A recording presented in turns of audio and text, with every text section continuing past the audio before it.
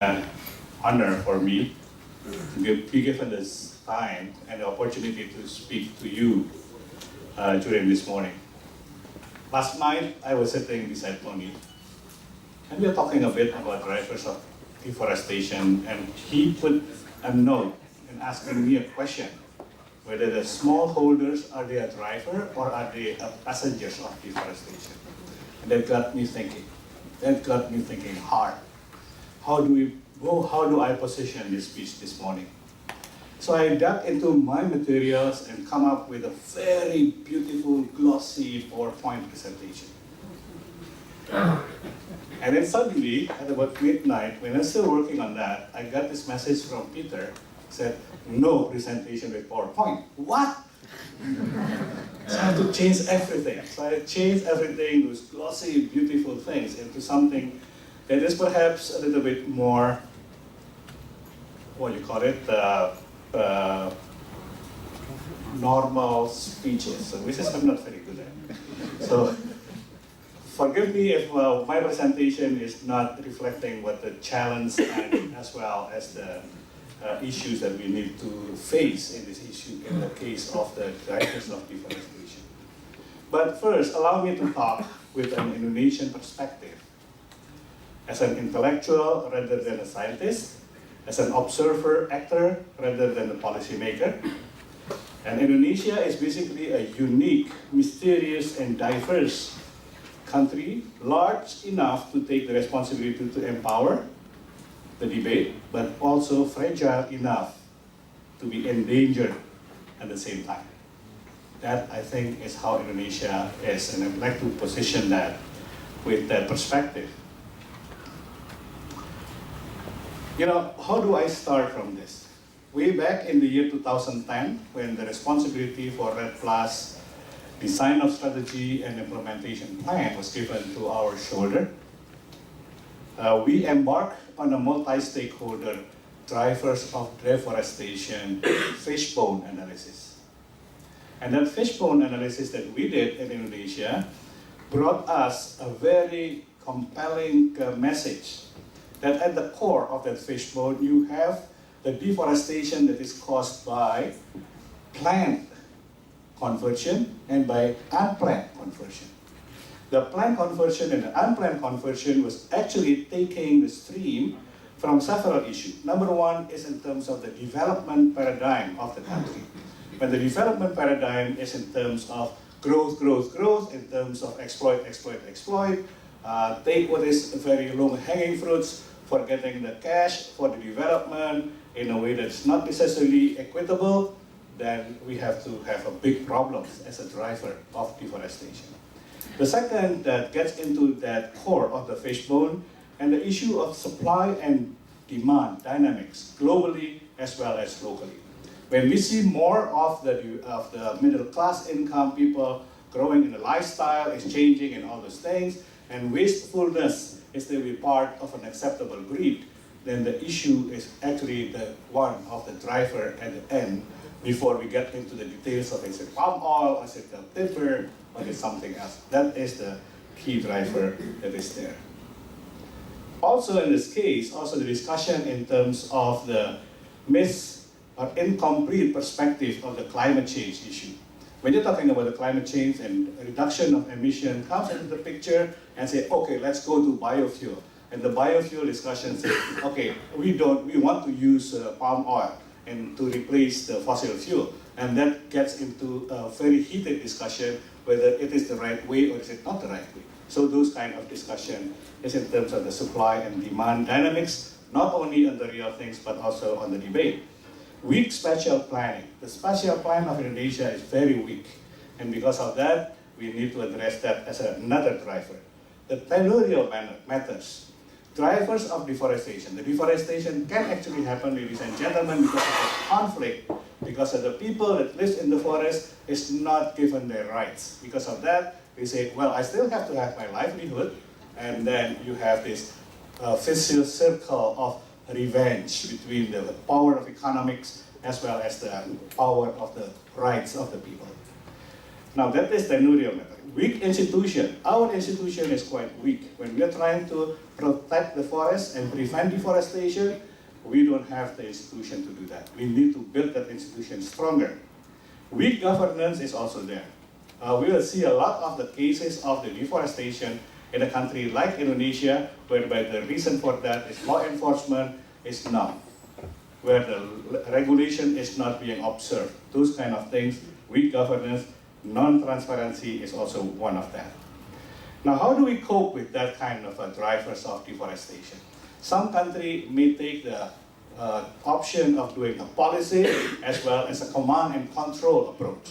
Create a federal or a central police and try to do that and stifle the deforestation on the ground. But if not addressing the social issues there are still a lot that has to be done in terms of making that sustainable. So that is the command and control approach, or the third approach is the participative and collaborative restraint and reform. We need to restrain and we need to reform. Those are the approach that needs to be seen as an opportunity and a possibility to take.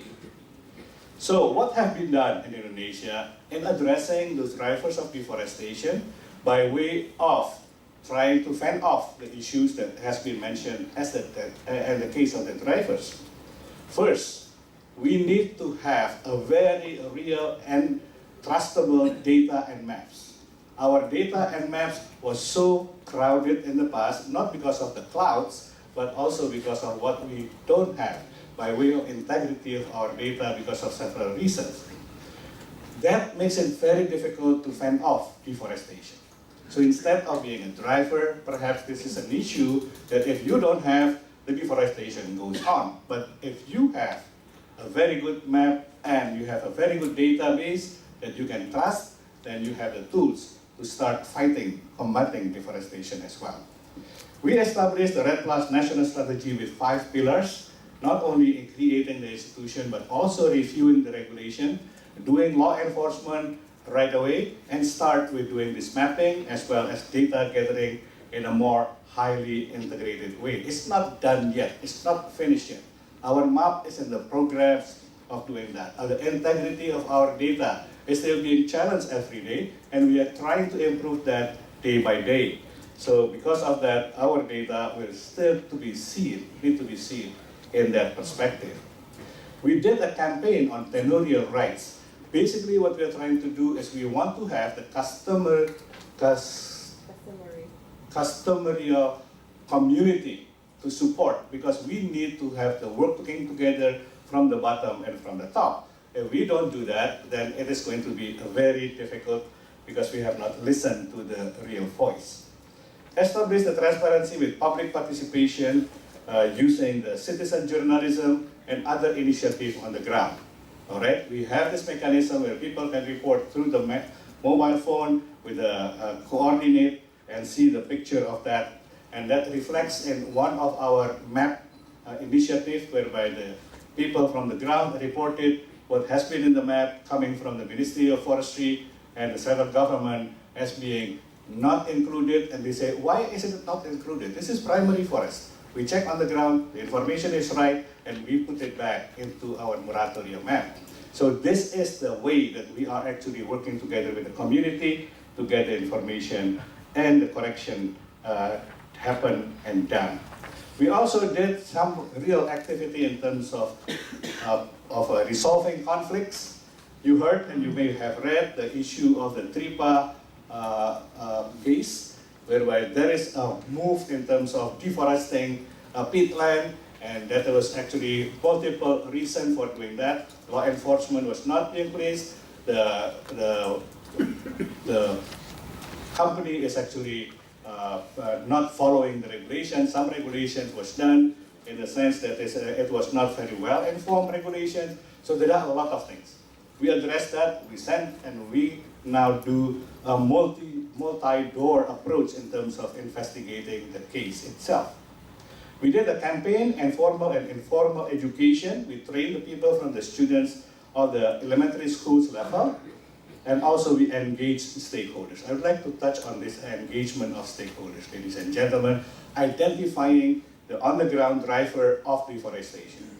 We talked to a palm oil company, we did a seminar like this, a program like this. We asked them to show what is the good practice in their palm oil company that can be multiplied and reduce the pressure to deforestation. And they did that and said, all right, will you be willing and sharing this openly and let everybody try to do that and you yourself do it in your company? Yes, sir, we are going to do that if others is also doing that. So we invite a mining company to tell the same thing about how they reclaim what they have mined. And they did that together with the community. So they said, all right, this is a good practice. We put up the good practices of sustainable forest management, of mining, of palm oil operation. But not only that, we went to the community and say, how do you actually manage your community forest? Where do you get your benefit for your community forest? And they come up with a supply chain system whereby cooperative provide them with the funding, and they plant the trees, they create the forest, and then the supply chains create furnitures, certified furnitures from the wood that is certified, sold to the international market. Those supply chain is a good practice that we want to be also implemented by others. So that is in terms of the community forest and supply chain. National park, we say that national park, what have you done? There are a lot of national park in Indonesia, ladies and gentlemen, whereby the boundaries is still being encroached and being destroyed by illegal loggings and illegal sort of a raping of the forest, not from the timber side, but also from the biodiversity that is inside there. How can we protect our national forest better?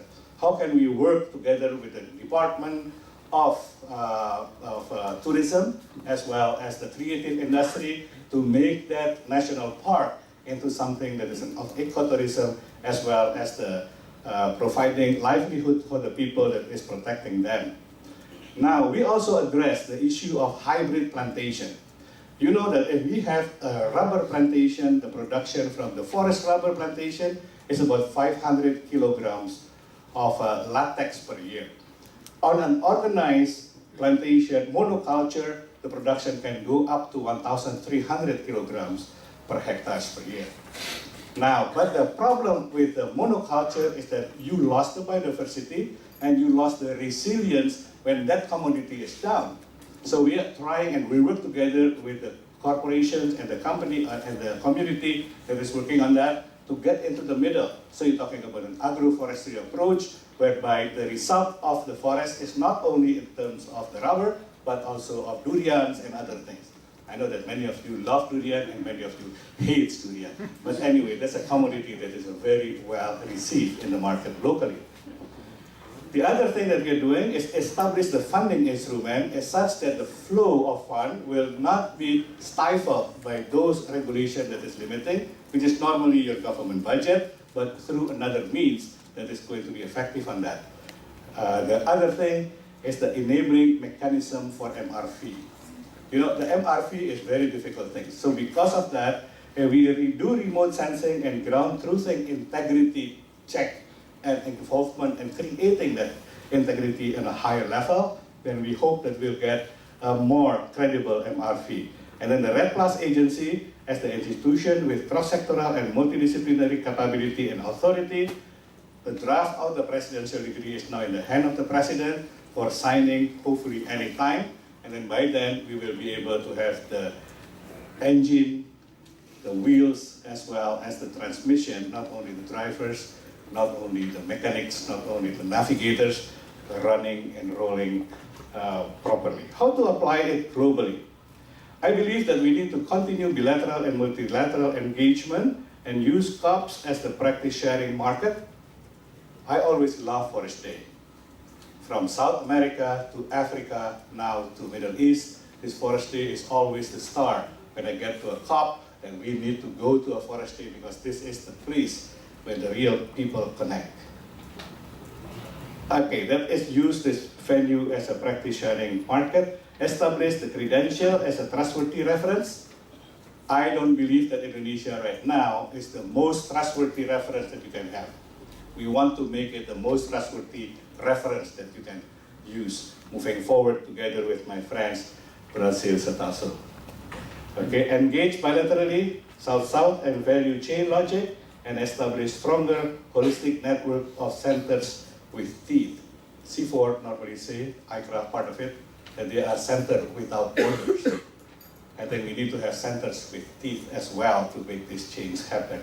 Finally, ladies and gentlemen, so very important, addressing drivers is a partial approach. Still need to address the whole interactive systems to achieve sustainable growth with equity.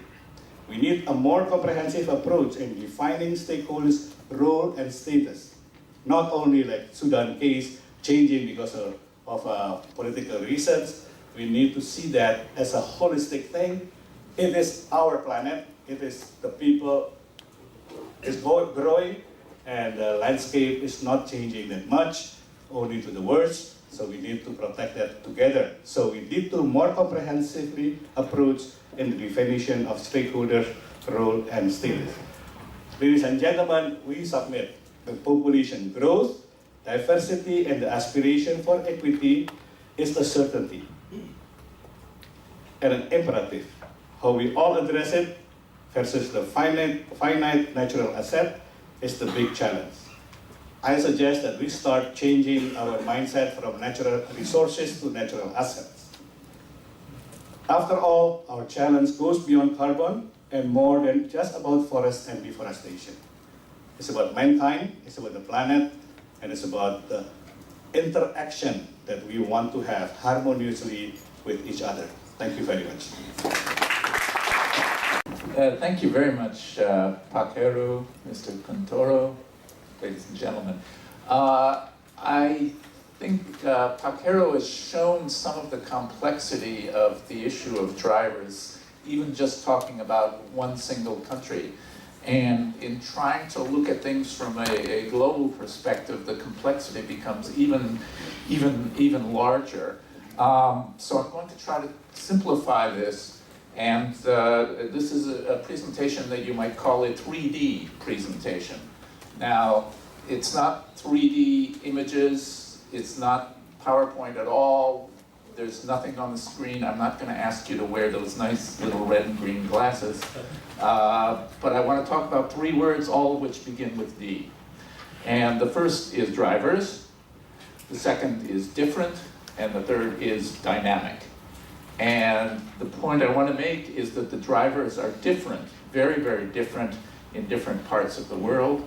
And furthermore, the drivers are very dynamic. They are changing rapidly between what was true 10 and 20 years ago, what is true now, and what is going to be the case 10 and 20 years in the future. So let me talk about the differences first. It really is quite dramatic. Now there's another D word. How the drivers vary from one continent to the next.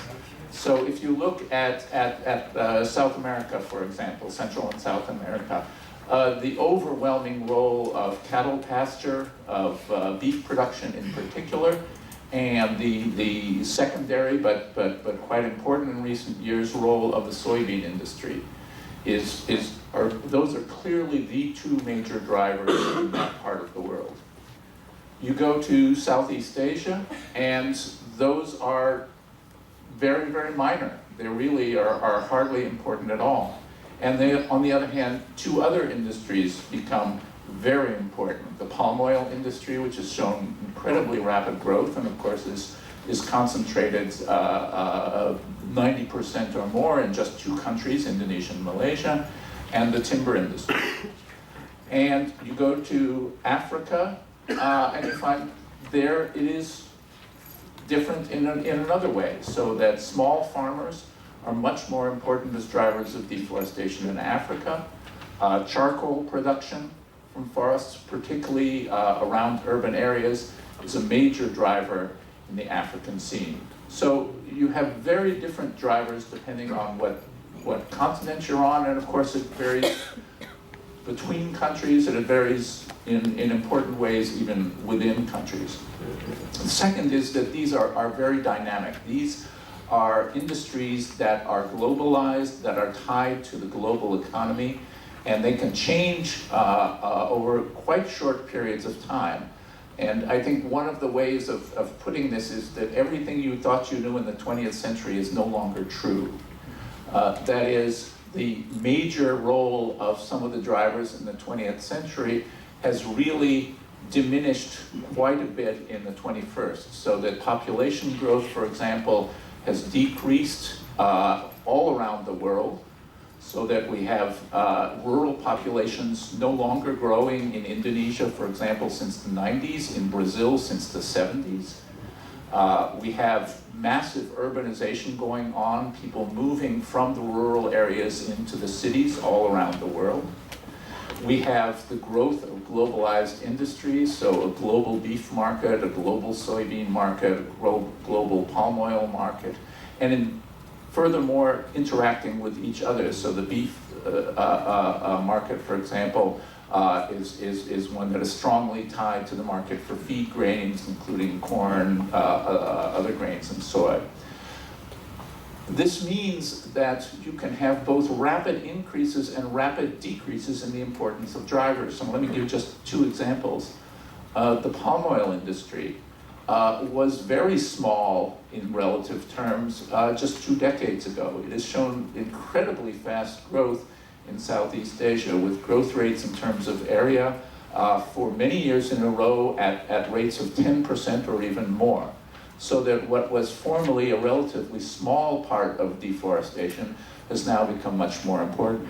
Conversely, you can have changes in the opposite direction, decreases.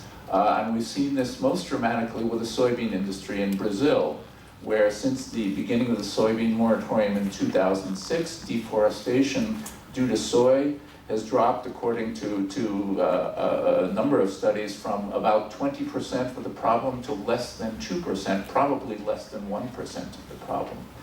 And so the dynamism of the drivers of deforestation, I think, is a very, very important issue. And it means that, on the one hand, we have to be alert to emerging drivers, to new industries, to new causes of deforestation. But it also has a more hopeful side, and that is some of the very important drivers of deforestation today, in fact, can be transformed, can be directed into other kinds of lands that are not forested, and can, in fact, become a part of a sustainable growth and development program for tropical countries. And that, I think, in the long term is very, very hopeful. Thank you very much.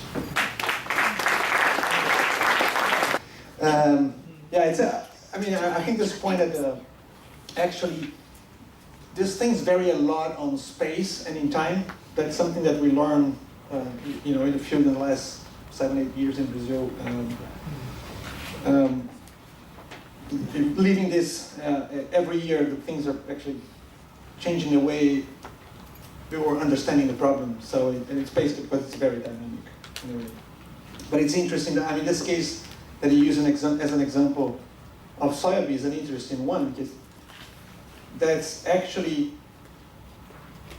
the case of decreasing on deforestation due to soybean. That's the case in the Amazon region, but that's not the case in Cerrados, which actually it's still the main cause of deforestation.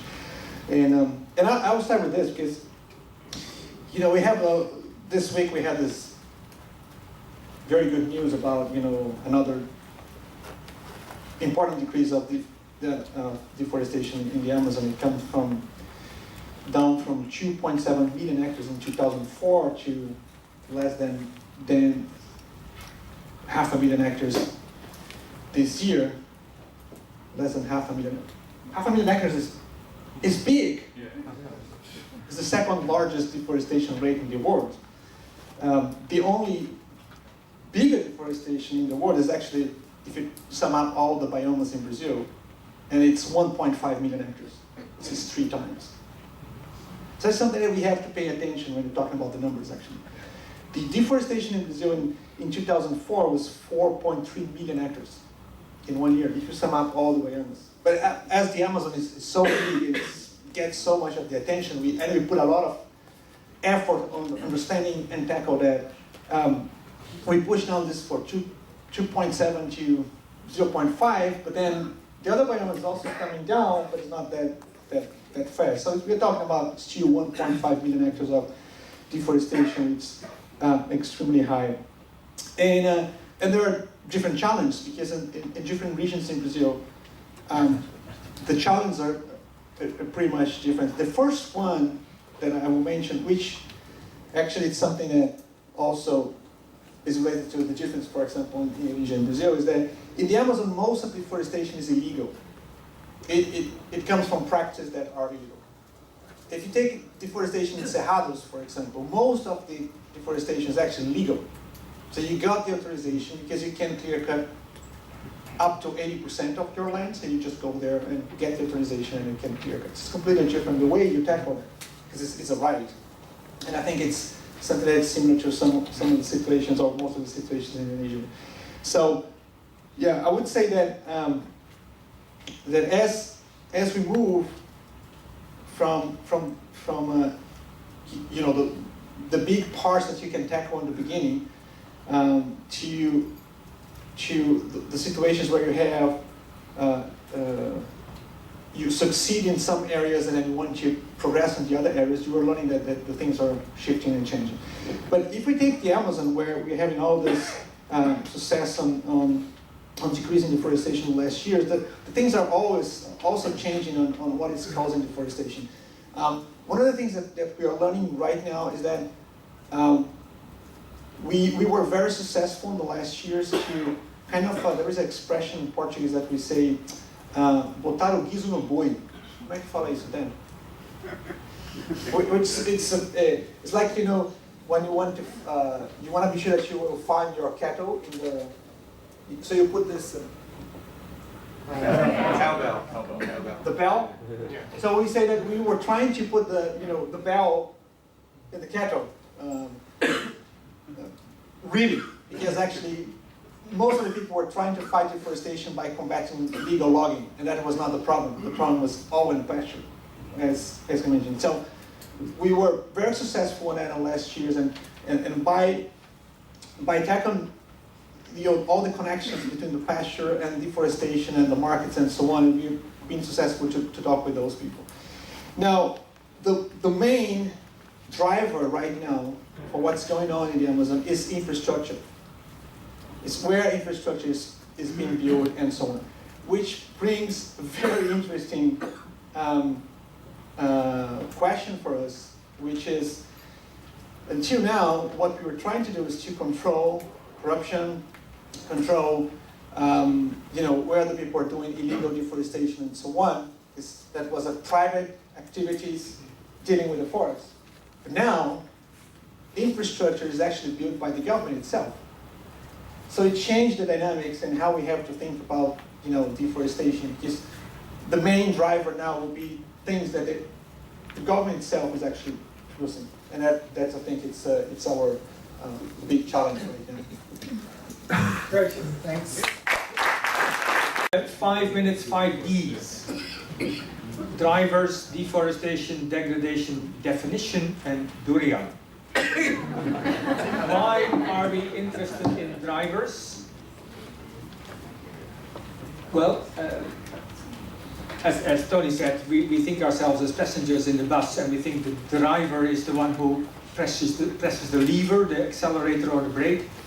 Do we want the driver to press the brake and stay where we are and go nowhere at all? No, Pajero. Countries want to develop, another D.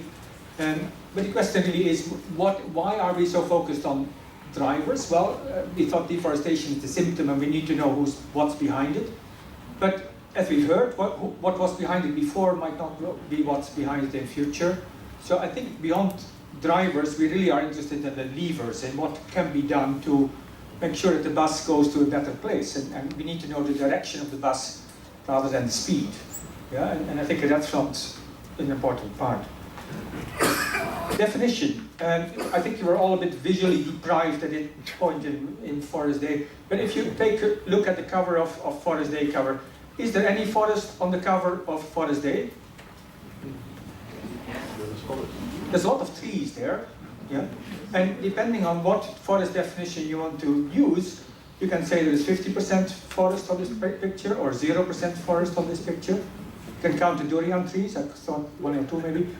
And really, the deforestation rate of Indonesia was 4% per year and has gone up to 6% per year. Oh, no. The deforestation rate of Indonesia was only 0.5% per year, and now it is negative. It is minus 0.5%. We are in positive 3. But for 7 different definitions of forest, we get 7 different deforestation rates. And interesting enough, some of them are going up and some of them are going down. Yeah? And the question is, which trees count as forest? But more importantly, whose trees count as forest? Is it the trees that the forestry department claims to be theirs? Is that the forest? And is this all about increasing control for forestry department? Or is it about trees that people care about and that people plant and increasing that? And are we interested in the drivers of deforestation in terms of going back to the past? Or are we interested in drivers of tree-covered transitions? And how do we get to trees in the landscapes that have a direct benefit to the people we talk about? I think an important part of that is what's going on in something like RED, yeah? And there are 2 parallel exchanges going on. And on one hand, people say it is money in, carbon credits out, money in, ecosystem services out. It is about payment for ecosystem services, and as long as we pay enough, it will take care of itself. And parallel to that, it is an exchange about respect, recognition versus commitment. Yeah? And NAMA and RED started both in Bali, and NAMA has the element of commitment, recognition, and we do it ourselves, and we feel proud that we do it, and that's why we do it. And RED became associated with payment for service, money in, carbon credits out. And clearly yesterday, Brazil doesn't want other, I mean, it is about commitment, it is about, and how go we down from the international to the national, from the national to the subnational, from the subnational to the community, from the community to the household, from the household to the gender. In all these levels, it is these 2 parallel relations. Recognition, respect versus commitment, and on the other side, goods and services versus financial flows. And I think until we actually recognize that the driver of deforestation is not just the money in, carbon out, it is equally the respect, recognition versus commitment. And I think the driver of positive tree-cover transitions will have to be the right balance between these 2 parts. And in that sense, I think for a country like Indonesia, the NAMA element of this is what we do ourselves in order to, we're proud of being that, we're a responsible partner, and I think that is the key driver we need to go into positive tree-cover transition mode. Julian? So, of course, most of the trees that people know. So it is then very much, as we heard this morning, the Minister of Uganda, it is about tree planting, but whose tree, what trees, where trees, and would these trees become part of a forest? And okay, in a country like Indonesia, again, the word forest is a political term and a political concept, and is about control. And people would call it kebun or kabul, they're agroforest or whatever. And that infers a different type of control on that front. And I think the move from Forest Day to Landscape Day, there will be lots of trees in Landscape Day, and there will be forest institutions, but we need good words for these other institutions that have to emerge, dealing with trees and landscapes that matter to people in the way they matter, and go back to what we see in this picture. And I think our discussion on drivers is really not who is the driver, but where is the bus going, and is it a bus or a private car? And is it the bus company that set the timetable for the driver, and what else is behind what the driver is doing? And I hope we can take that discussion in that light. Thank you. Great.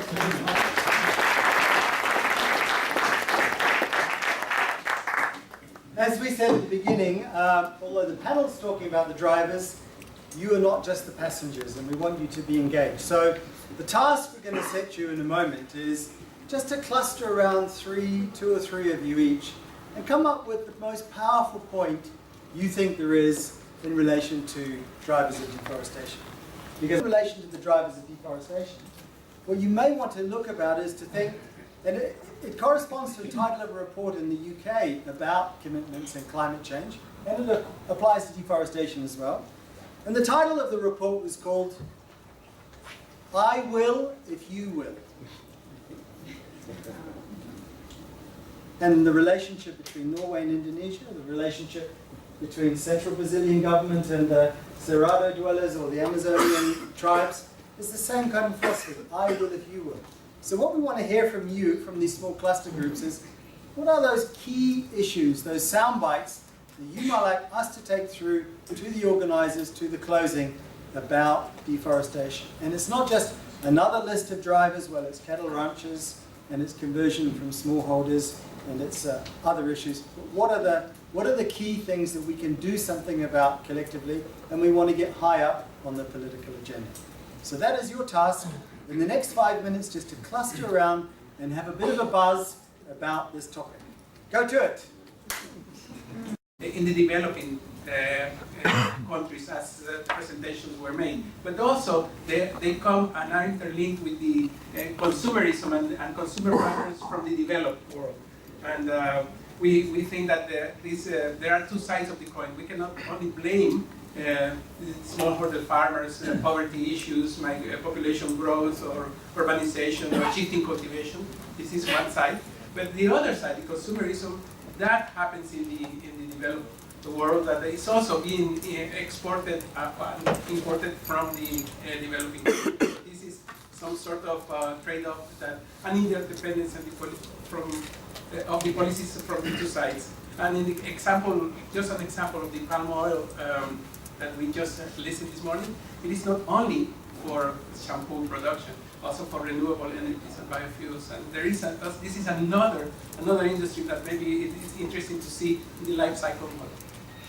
Great. Very confused about what means by a driver, because I used it myself in my research for many years, and I think it's also when you say demand is a driver, it's like saying gravity was the cause of the plane crash, because obviously it's the demand and the need for products that is behind all of this.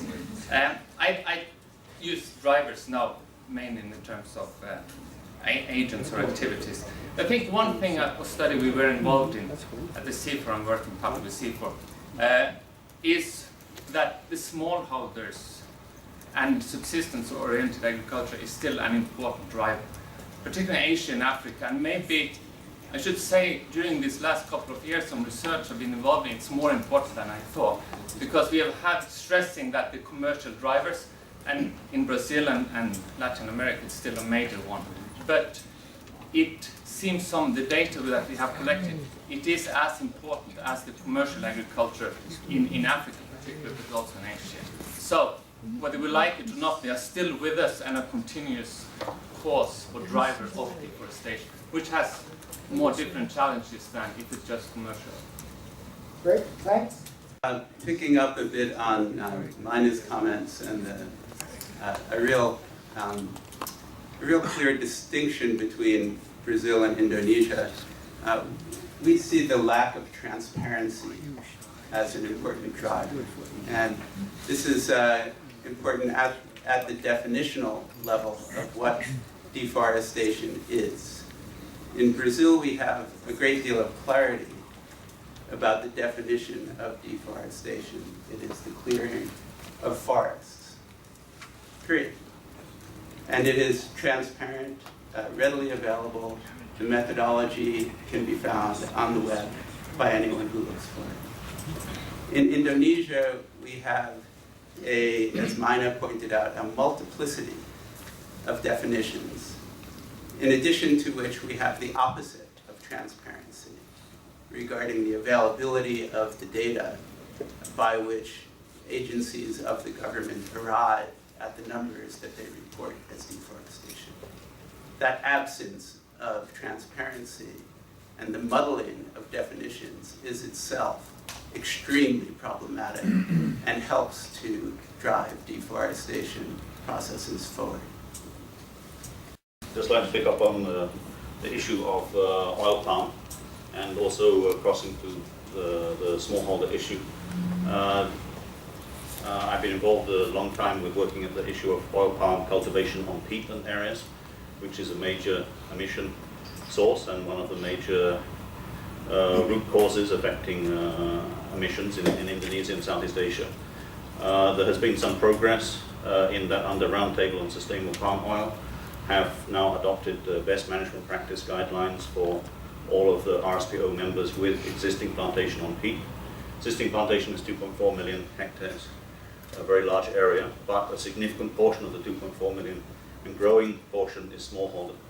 And smallholder, definitely there is a problem in terms of the capability to manage the capability to bring the right management approaches to reduce emissions. And I think, obviously, echoing the comment earlier about the link to the market, certainly the European market has responded very strongly on the issue of the access for so-called sustainable palm oil, but Europe is only about 1/3 of the global market.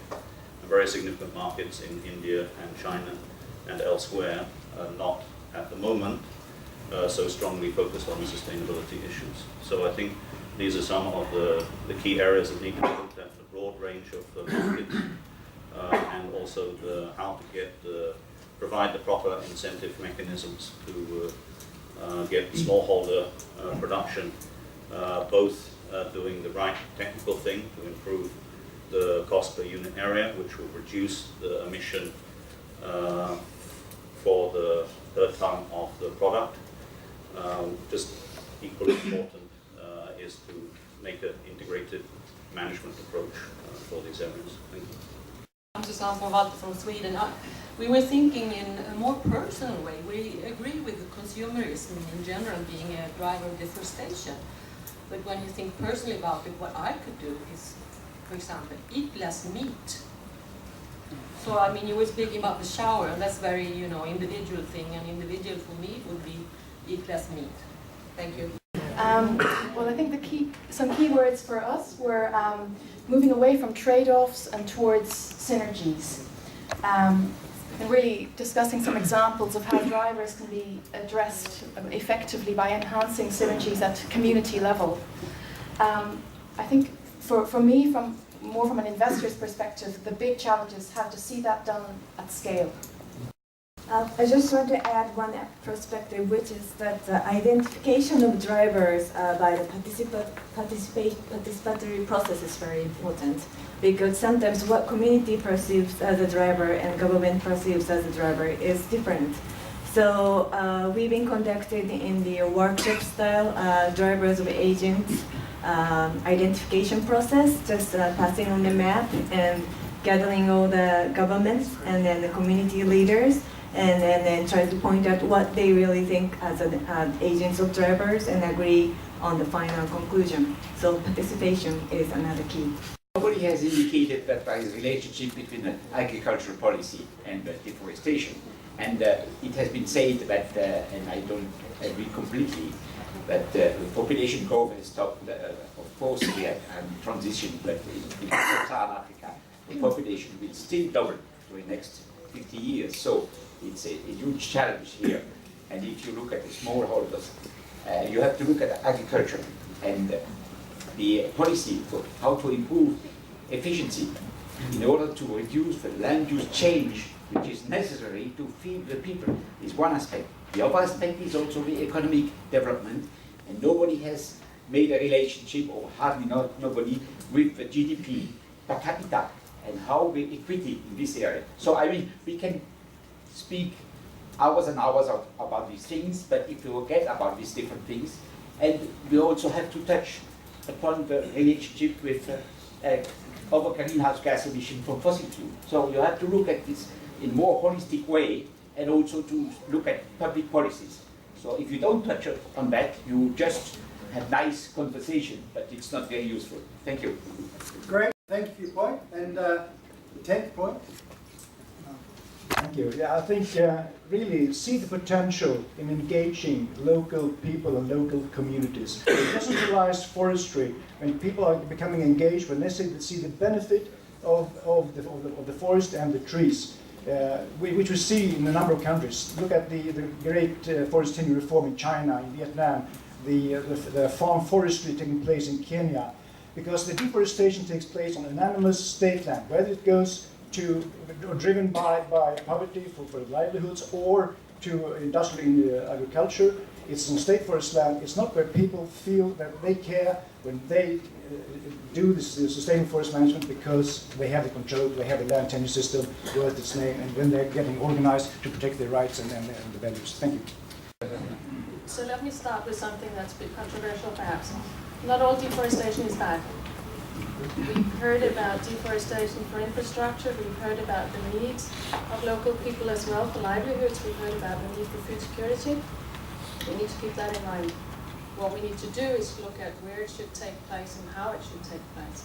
But the soundbite is not all deforestation is bad. My question is something that came out in the panels. Can everybody hear me? Yeah. So something that came out in the panels was that 10, 15 years ago, you wouldn't have predicted that palm oil would be the significant driver of deforestation, or as significant of a driver of deforestation as it currently is. So my question for the panel is, in 2020 and 2025, when we're having these conversations, what are the drivers that we will be talking about that that in retrospect will have surprised us? Does anybody have ideas about the drivers of 10 years from now or 15 years from now? What's your best guess for your region of expertise? Drivers that aren't currently on our radar, but that we should be thinking about in the future. I think it's absolutely feasible that at least in Brazil, we got to a point that in 2020 or so, we get deforestation as something really, really marginal. And for specific reasons that we need, etc. I really think that we can do it. And as the day passed, to realizing that the benefits of deforestation are completely disconnected to the economy, for example. And I like this discussion about the GDP, because in the last decade, it's one of the decades that Brazil grew more. And then the years that we have the largest growth in the economy were the years that we have the deepest decrease on deforestation. So maybe in one day we will realize that was the opposite. That actually, if you tackle deforestation, if you have better governance and so on, actually you can have better development and not the opposite. So it's kind of I hope we will not have this conversation. Yeah. I totally agree with Tasso on this. I think we're going to be having a very different conversation in 10 or 15 years. And to go back to the point that was made about deforestation, I think we'll be at the point where we have just as much or more reforestation globally as we do deforestation. And 15 years from now, well, of course, we won't have a forest day. This is the last one. But whatever room we're in and whatever it's called, we'll be talking about the drivers of reforestation. I think even the perception that palm oil is the dominant driver of deforestation in Indonesia is up for some challenge. I mean, the total area at the moment is 8.5 million hectares. Indonesia is 200 million hectares, so less than 5% of Indonesia is oil palm right now. If we've only lost 5% of the country, what are we talking about? Is that a big deal or not? Yeah? A far bigger driver of deforestation in Indonesia right now is the forest industry. I'm very sorry, but 30% of the country, the production forest, is all slated to become plantation-based production forest for the pulp and paper industry and others. Is that deforestation? No, not by the definition used by the forestry department and others. Is it deforestation? Yes, from anyone who cares about biodiversity in other parts. So if we don't want to be clear what forest we mean, sorry, we can keep talking forever about deforestation and drivers. If we don't want to separate these different grades of forest that we go through, I really hope indeed we should talk about tree cover transition. Thank you. I think that was a very interesting question in terms of 15, 20 years from now. I think the problem with the deforestation in Indonesia has been moving very fast and a very slippery slope.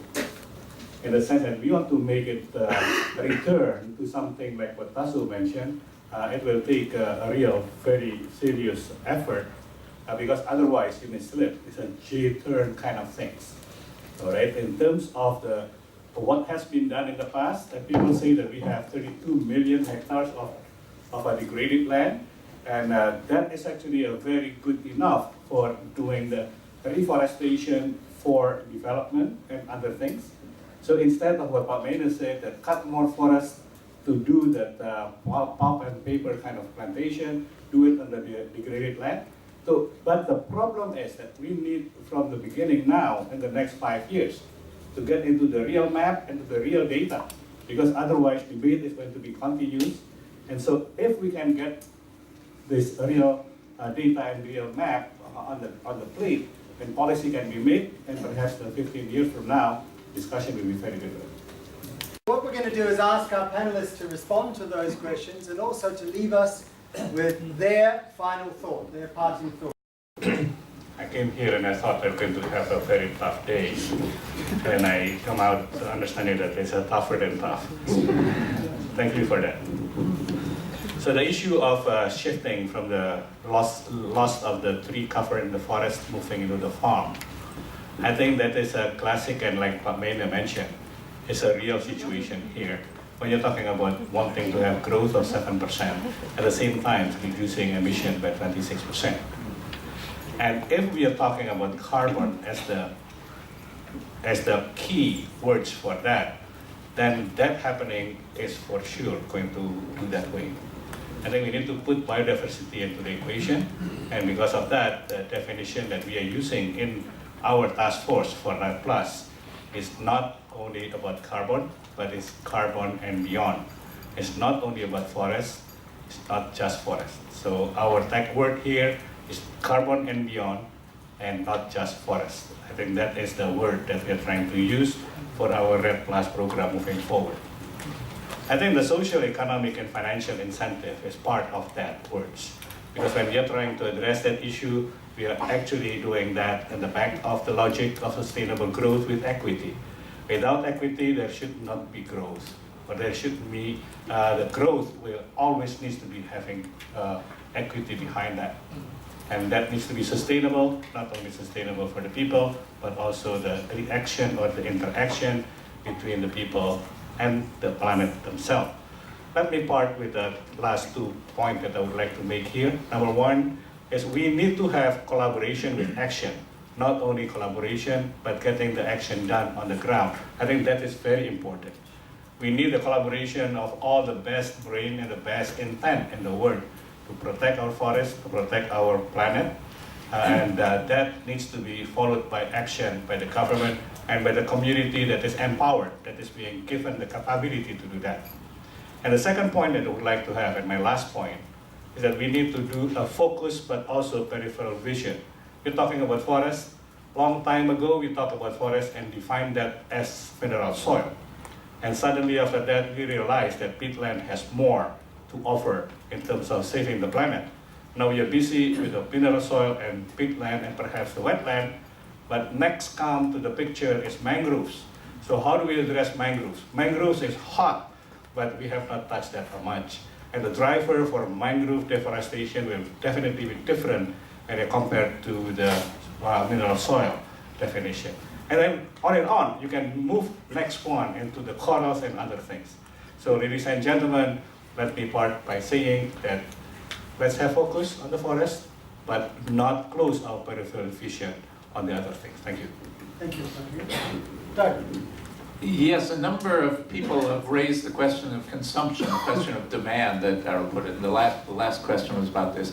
And I think Tony got at this with his analogy of the cold shower. You know, do we need to simply stop consuming these things in order to reduce our impact? And I think the answer is that a hot shower is just fine if the water is heated by renewable energy. If it's generated by wind power, by solar power, if it is a demand that does not increase the negative effect on the environment. And in the case of deforestation, then what we're talking about are deforestation-free products. It's not stop consuming vegetable oil, it's consume deforestation-free vegetable oil produced on, not on forest land, but on the abandoned land that was mentioned. Deforestation-free timber, deforestation-free meat. That's what we need to develop, is the demand, in fact, increased demand for products, but products that look at, is the product associated with deforestation? Reduce the demand for deforestation and increase the demand for products that are deforestation-free. Thanks, Taza. Yeah, I want, just picking on one of the points of the question, is this question of allocating responsibility. I don't buy this idea that the problem is the consumer, or is the, you know, there is the responsibility for the countries that buy the products and so on. Yeah, that's politically correct to say that. But it's in fact, just let's be honest. I mean, this is, let's take the case of Brazil. There is no like the poor guy there. There is actually, you know, he has to produce something that the market wants to buy, and now, you know, he's having the deforestation. No, he's gaining or not. That's part of the game. So, I mean, that's something that we have to tackle because it's something that's not good for us in Brazil. Lose the forest is something that is very bad for us. It's bad for our environment, and you're seeing it, and that's why we have to convince people. I don't want to have the guys in Brazil saying, you know, that's the problem. You know, I have to do it because there is the market to do something. So I really don't like this route of trying to, you know, share the responsibility by doing that, saying that blaming someone because it's what you buy or something like that. Now, one thing that is connected to that, which I think is something that we're trying to do now, is to work with this idea of proud and shame with our own people. So, I mean, we want to have the people in Brazil proud about the forest. But not just in general, like someone in the city that's proud that we have the Amazon or something like that. But to be proud, I want the guy in the farm to be proud that he has this piece of forest and he can have this piece of forest, protect this piece of forest and so on. To work on the mechanics, on the psychology of the people, that they get proud of it. And they get really shamed when we have deforestation. And then it's shame as a country, and shame as a property, as an owner, or anything like that. Because if you don't connect people to that again, it's very difficult to deal with.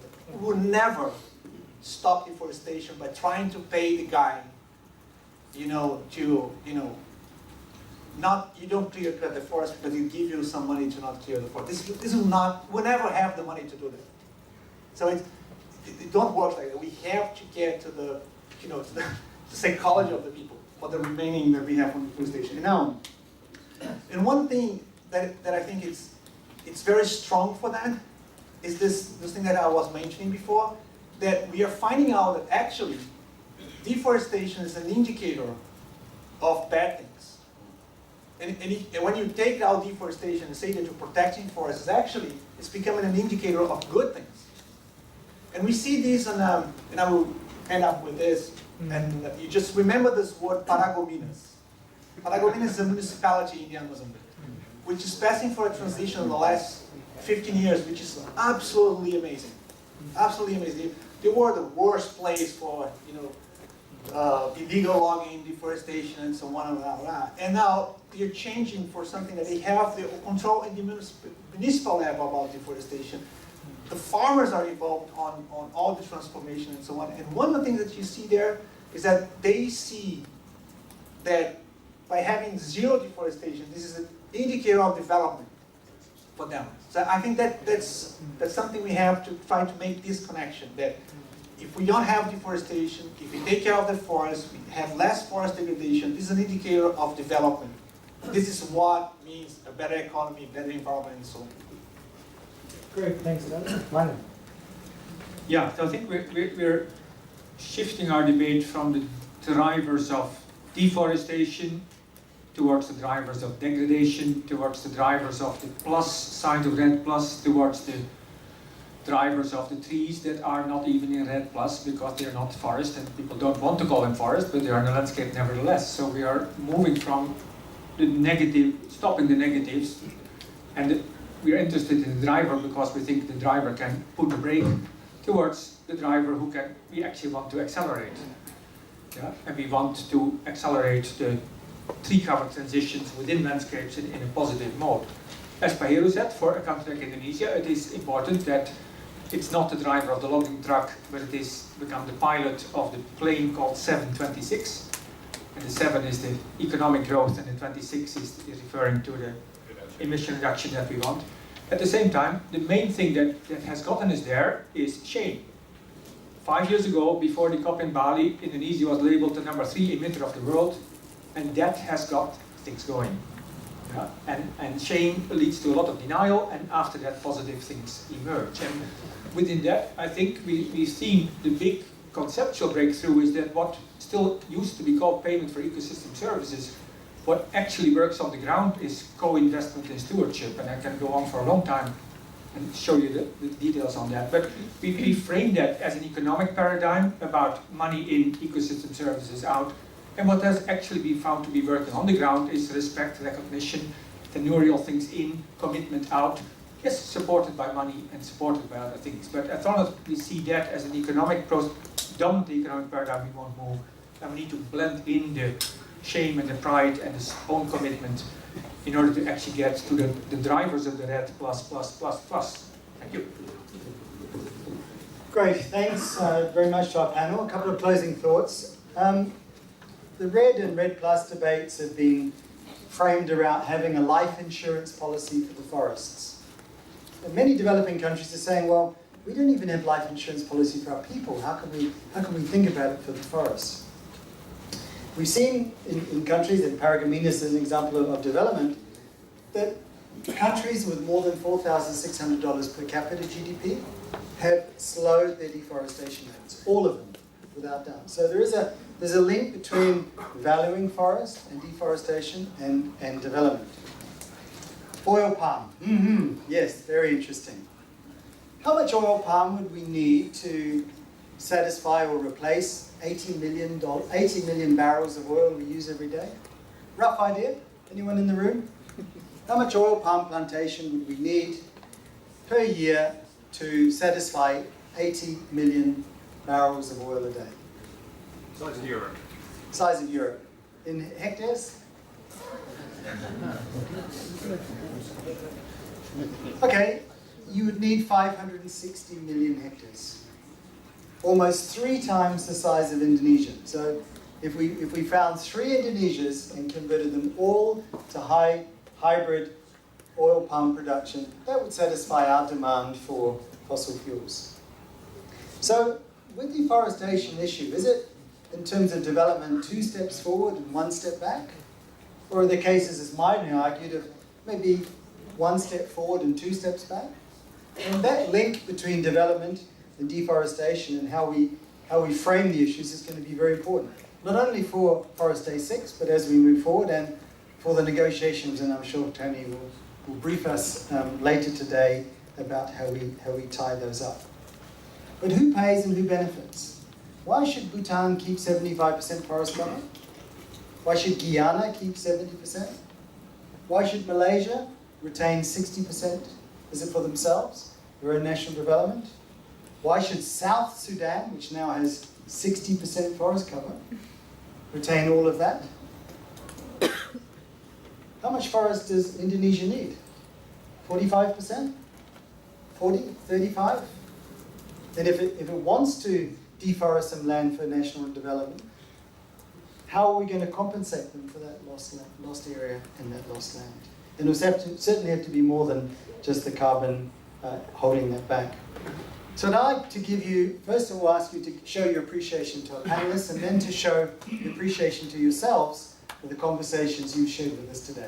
Thanks very much.